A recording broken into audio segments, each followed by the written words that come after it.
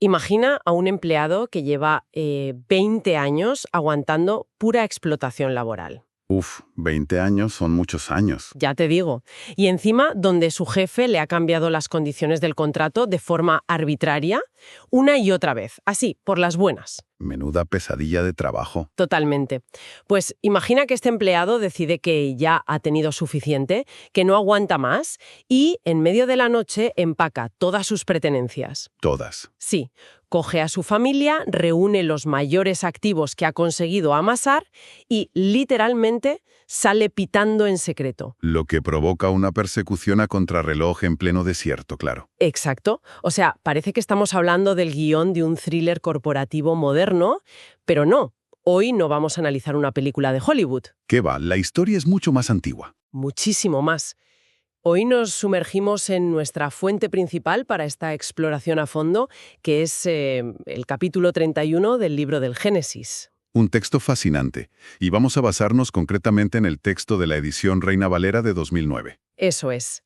Nuestra misión hoy es diseccionar un conflicto familiar antiquísimo, un conflicto que contiene, fíjate, disputas por riquezas enormes, objetos robados, engaños y un enfrentamiento final que corta la tensión con un cuchillo. Es que lo tiene todo. Tiene todos los ingredientes de un drama psicológico. Literal. Para quienes nos escuchan, esta es una oportunidad increíble de observar cómo la psicología del control, la toxicidad y la necesidad de establecer límites pues siguen funcionando hoy exactamente igual que hace milenios. Es un documento extraordinario, de verdad. Yo diría que es verdaderamente un tratado sobre el comportamiento humano bajo presión. A ver, explícame un poco más esto, porque el contexto es clave aquí. Pues mira, lo que este capítulo nos presenta es el punto de ebullición absoluto de una relación. Jacob ha trabajado para su suegro, que se llama Labán, durante 2 décadas. 20 añazos, madre mía. Sí, 20 años de servicio. Y el texto nos sitúa justo en ese instante crítico en el que el frágil equilibrio de poder entre ambos, pues, colapsa por completo.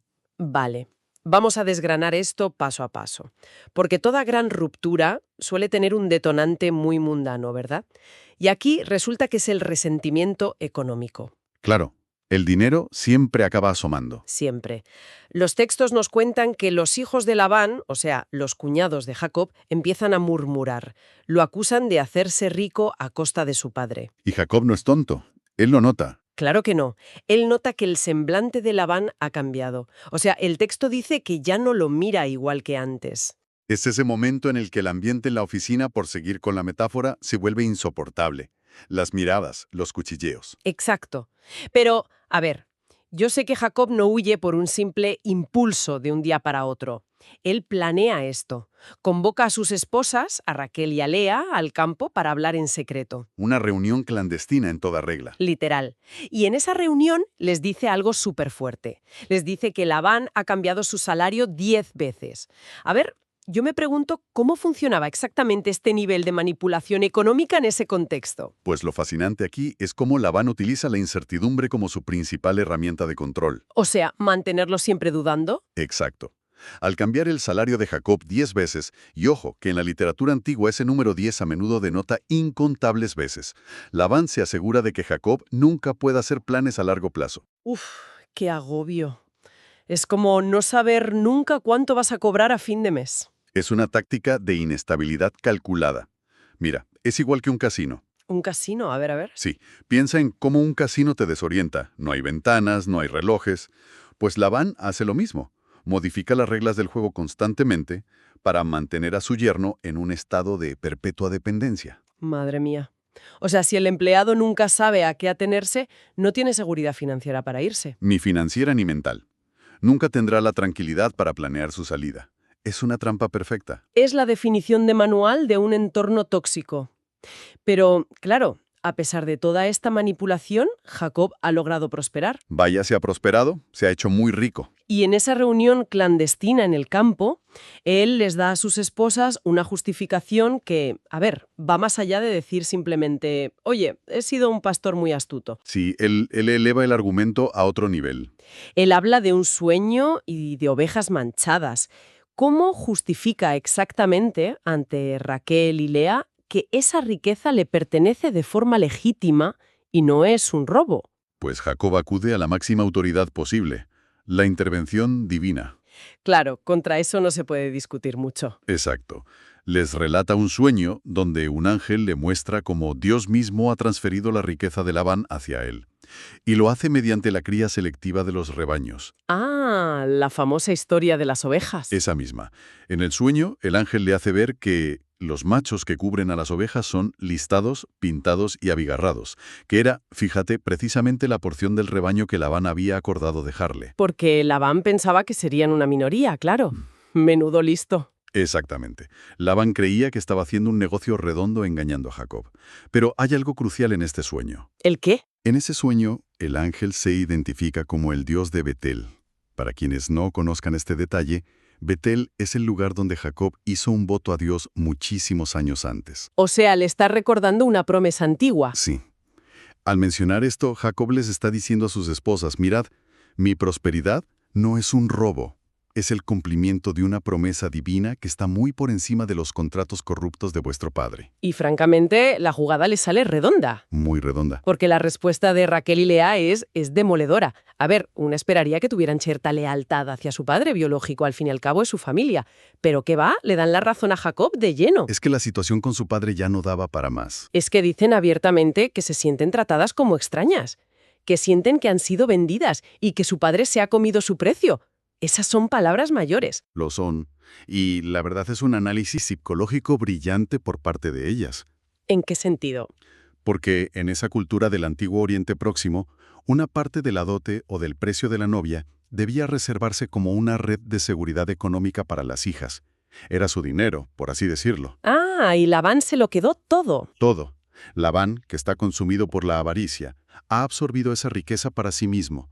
Así que la lealtad filial de Raquel y Lea se rompe por completo en ese momento. Claro, cuando constatan que su padre las ve únicamente como una transacción comercial. Qué duro tiene que ser darse cuenta de eso. Durísimo. Pero esa validación, ese darnos cuenta, es el permiso definitivo que Jacob necesitaba para actuar. Ya tiene a su familia de su lado. Así que esa reunión clandestina no era solo para limpiar su conciencia, ¿verdad? ¿Qué va, qué va? Era pura logística. Ea el paso previo a la huida. A ver, yo sé que Jacob logra escapar aprovechando un momento específico, que es cuando su suegro está ocupado esquilando ovejas. Una tarea que llevaba días y que normalmente se hacía lejos del campamento principal. Pues le viene de perlas. Pero ojo, mover caravanas enteras, siervos, mujeres, niños y rebaños inmensos en secreto no debe ser tarea fácil. Es una operación logística brutal. Es mover a un pueblo pequeño, prácticamente. Totalmente. Y además, en medio de todo este caos logístico y de recoger todo a escondidas, ocurre algo súper desconcertante. ¿El robo? El robo, sí. Raquel roba los ídolos de su padre. Los textos los llaman terafines, que son unos ídolos domésticos. A ver, yo me pregunto, ¿por qué arriesgaría Raquel toda la operación de escape por unas estatuillas de arcilla o de madera? No tiene sentido. Pues mira, es un detalle que ha intrigado a los estudiosos durante muchísimos siglos. No me extraña, porque parece un capricho súper peligroso. Lo parece. Pero históricamente, en las culturas del antiguo cercano Oriente, los terafines no eran solo objetos de adoración doméstica o figuritas religiosas. Ah, no. ¿Y qué más eran? Poseer estos ídolos familiares a menudo estaba íntimamente ligado a los derechos de herencia y a la autoridad sobre el patrimonio familiar. Espera. ¿Me estás diciendo que eran como las escrituras de una casa? Salvando las distancias, sí. Al robar los terafines, Raquel podría estar reclamando simbólicamente la parte de la herencia que ella misma acaba de declarar que su padre les había robado. O sea, ¿era una forma de llevarse la escritura de propiedad legal y espiritual de la familia? ¡Qué fuerte! Es una jugada maestra a nivel legal de la época. Ya, pero espera. A mí eso me suena a una justificación muy moderna, incluso demasiado estratégica. ¿No crees que quizá estamos sobreanalizando las intenciones de Raquel? Bueno, es una posibilidad, claro. Es que si ella y Lea acaban de decir que la verdadera riqueza es el ganado que Dios les ha dado, ¿no podría ser que Raquel simplemente fuera muy supersticiosa y temiera el viaje por el desierto? Sí, buscando protección para el camino. Eso es.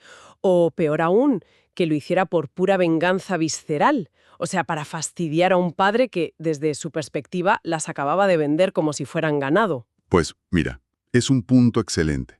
Y de hecho, la riqueza del texto permite esa lectura más cruda. Al final los seres humanos somos profundamente contradictorios. Ya te digo, y más en situaciones de estrés. Claro, Raquel podía creer en el Dios de Jacob y al mismo tiempo aferrarse a las supersticiones de su cultura natal, buscando esa protección mágica para cruzar un desierto peligroso. Y la venganza, que nunca se puede descartar. Desde luego que no. Robar los dioses de un patriarca es arrebatarle su protección, su suerte y su orgullo. Es dejarle en evidencia. Fuera por derechos de propiedad, por superstición o por puro despecho, lo que está claro es que es un acto de rebelión suprema. Y una bomba de relojería. Totalmente. Una bomba que pone en peligro a toda la caravana, porque Labán no se iba a quedar de brazos cruzados. ¿Cuánto tarda en detonar esta bomba? Pues detona bastante rápido. El texto nos dice que Labán se entera de la huida al tercer día. 3 días de ventaja solo, madre mía. ¿Y cómo reacciona un hombre tan sumamente controlador como Labán al ver que su propiedad, su familia y encima sus dioses han desaparecido? Pues reacciona con una furia absolutamente predecible. Inmediatamente reúne a sus parientes, forma lo que podríamos llamar una milicia privada y persigue a Jacob, O sea, va a la guerra. literalmente. Y lo persigue a un ritmo implacable durante 7 días, cruzando el desierto hasta que finalmente los acorrala en los montes de Galaad. Uf, la tensión. Labán tiene la ventaja numérica, tiene el poder militar para directamente aniquilar a Jacob allí mismo. Y ganas no le faltaban, te lo aseguro. El choque parece que va a ser letal. Pero justo la noche antes de alcanzarlos, ocurre algo. Algo que cambia las reglas del juego por completo. Así es. Labán recibe una advertencia divina. Un freno de mano desde el cielo. Exactamente. Dios se le aparece en un sueño nocturno y le da un ultimátum extremadamente severo. Le dice, guárdate de hablar a Jacob descomedidamente. Suena muy formal. ¿Qué significa exactamente esa frase en el idioma original? Implica no pasar ni de lo bueno a lo malo. Es decir, le está advirtiendo no te atrevas a cruzar la línea, ni para halagarlo falsamente intentando manipularlo, ni para destruirlo. O sea, quieto parado. Eso es. Esta intervención actúa como un campo de fuerza invisible, obliga a Labán a reprimir su ira homicida y a transformar lo que iba a ser una masacre segura, pues en un enfrentamiento puramente verbal. Y aquí, fíjate, es donde se pone realmente interesante la cosa.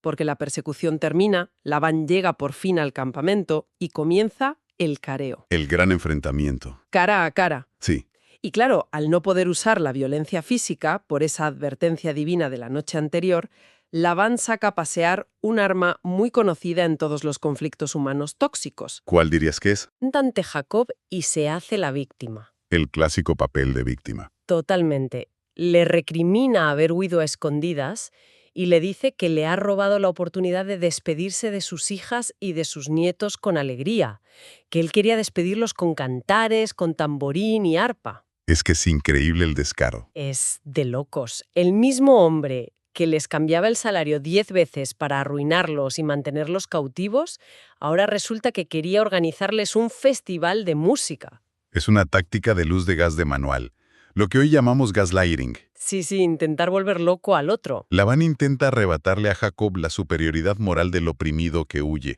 Intenta reescribir la historia allí mismo frente a todos, para que Jacob parezca un yerno desleal y un cobarde. Qué sucio. Pero no se queda solo en el papel de abuelo herido, no. Tras esa fachada lanza la verdadera bomba. Claro, lanza la acusación real. El motivo principal por el que ha corrido por el desierto 7 días. Le espeta, ¿por qué me hurtaste mis dioses? Y aquí la reacción de Jacob es, de una imprudencia que pone los pelos de punta. Porque claro, él no tiene ni la más remota idea del robo de Raquel. Él está completamente seguro de su inocencia. Exacto. Así que, llevado por su indignación, por sentirse acusado injustamente y queriendo demostrar esa inocencia total, emite un juramento fatal. Un error de cálculo terrible. Un error mortal. Declara, aquel en quien halles tus dioses no viva. O sea, sin saberlo, acaba de firmar la sentencia de muerte de la mujer que más ama. Fíjate, si conectamos esto con el panorama general de la narrativa, la escena es una obra maestra absoluta de la ironía dramática. Por el tema de que el lector sabe más que los personajes. Exacto. Quienes leen el texto saben algo que el protagonista, Jacob, ignora por completo. Y nosotros vemos a Jacob defendiendo su integridad moral y su honor de una manera intachable frente a su abusador. Sí, le dice, busca donde quieras. Eso es. Invita a Labán a registrar cada rincón del campamento. Y mientras tanto, su credibilidad y la vida de su propia esposa penden de un hilo por culpa de un engaño interno que él desconoce. Menuda tensión. Labán, claro, no pierde ni un solo segundo y empieza el registro de las tiendas. Va una por una. Sí, entra en la tienda de Jacob, luego va la de Lea, entra en la de las siervas y nada, no encuentra absolutamente nada. Hasta que le toque el turno a la tienda de Raquel. El momento de la verdad. A ver, yo sé que ella logra esconder los ídolos, pero el método que usa es francamente fascinante. ¿Qué hace Raquel exactamente cuando su padre entra furioso por la puerta buscando sus famosos terafines? Pues mira, Raquel despliega una artimaña que es brillante y al mismo tiempo profundamente humillante para los propios ídolos. Cuéntame, ¿dónde los mete? Toma los terafines, los mete dentro de la albarda de un camello, que es como una especie de gran cojín grueso para montar, y literalmente se sienta encima de ellos. O sea, los usa de silla. Tal cual. Y cuando Labán entra a registrar la tienda, ella no se levanta, se queda ahí sentadita. ¿Y qué excusa le da a su padre para no levantarse en medio de un registro? Se excusa con una cortesía muy envenenada. Le dice: «No se enoje mi señor, porque no me puedo levantar delante de ti, pues estoy con la costumbre de las mujeres». Vamos, que le dice que está menstruando. Exactamente. Esa es su excusa. A ver, pero yo me pregunto, ¿por qué funciona una excusa tan específica? O sea, ¿por qué Labán simplemente no dice, aparta niña y revisa el cojín? Ahí entran las estrictas normas de pureza ritual del antiguo Cercano Oriente. Normas religiosas, claro. Sí. La menstruación implicaba un grado de impureza que se transfería a los objetos sobre los que la mujer se sentaba. Para Labán, tocar ese asiento significaba volverse ritualmente impuro él mismo. O sea, que no lo iba a tocar ni con un palo. Ni de broma. Pero más allá de lo práctico de la excusa para salvar la vida, hay una carga teológica brutal aquí. Claro, por lo que significaba sentarse sobre un dios. Al sentarse sobre los dioses de su padre alegando impureza, Raquel los está degradando por completo. Los despoja de todo su supuesto poder. O sea, pasa de ser una deidad intocable a ser algo sobre lo que te puedes sentar cuando estás impura. ¡Qué fuerte! Es una burla tremendo. Ya no son deidades protectoras temibles, son simples objetos inútiles escondidos debajo del asiento de una mujer que sangra. Labán rebusca por todas partes en la tienda, pero lógicamente se ve obligado a salir con las manos vacías. Me lo imagino bufando de rabia.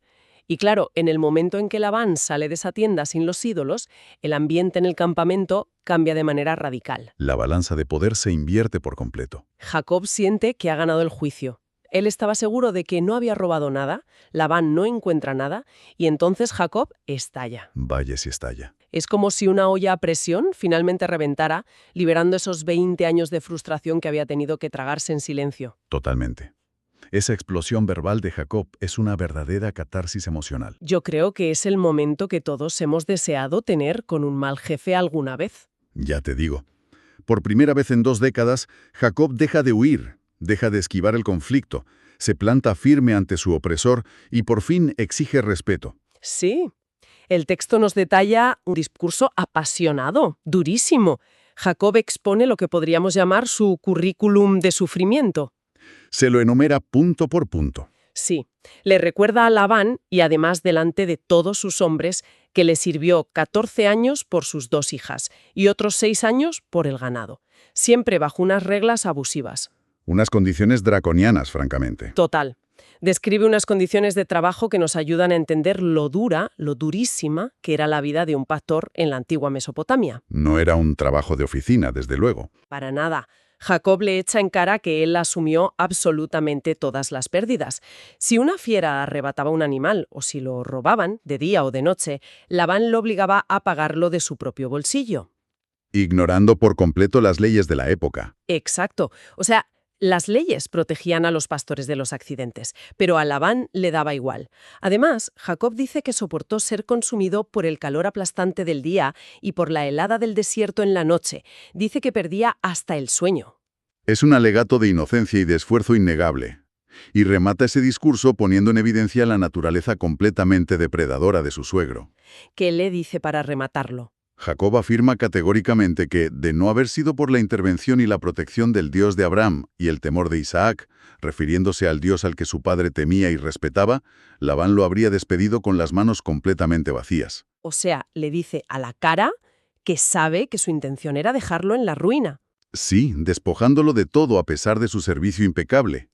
En ese discurso, Jacob desmantela públicamente toda la falsa narrativa de Labán. Entonces, a ver, para quienes nos escuchan y están siguiendo toda esta trama familiar, ¿qué significa todo esto? Después de vivir con miedo, de escapar en secreto y de sufrir abusos sistemáticos, yo creo que esta autoafirmación marca un antes y un después enorme. Es el punto de inflexión de su vida.